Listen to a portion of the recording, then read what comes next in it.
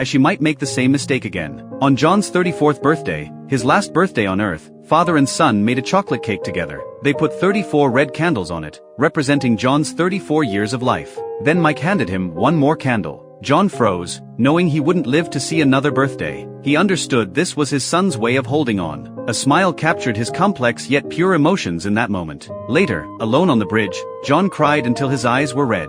Tears blurred his vision and his future. Beautiful memories played like a movie in his mind, but reality remained cruel. He had only 1 month left. He couldn't delay any longer. John gave his son one last bath, watching him quietly. He bought him the newest pajamas, his final indulgence for his child. Later, Mike threw out all the gifts John had prepared, including his favorite toys. It was Mike's first tantrum, but after thinking about it, John smiled. He understood his son was learning how to face loss. John began taking care of his final affairs. He sold his beloved car and used the money to take his son to an amusement park. They rode all the attractions they'd never tried before. It was their first hearty laugh in a long time, the happiest day of their lives. It was the final beautiful dream John created for his son with all his strength. Before handing Mike over to his new mother, John followed the agency's advice and prepared a time capsule with 15 letters, one for each of his son's future birthdays. Inside were photos of father and son together, along with that red candle. There was a touching detail. The candle had been lit. Even though John wouldn't live to see another birthday, he had lit next year's candle in advance. He desperately wished for just one more year with his son.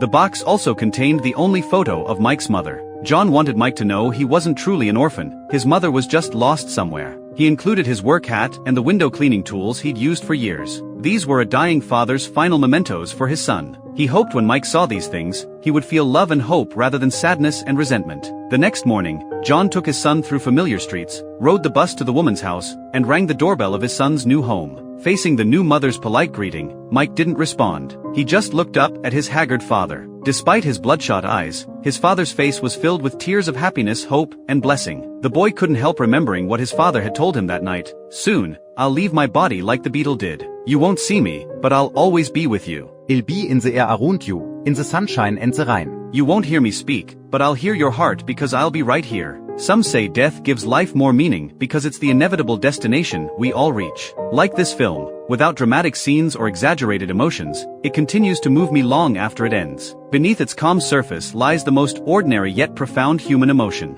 No description can replace the original film, titled Nowhere Special.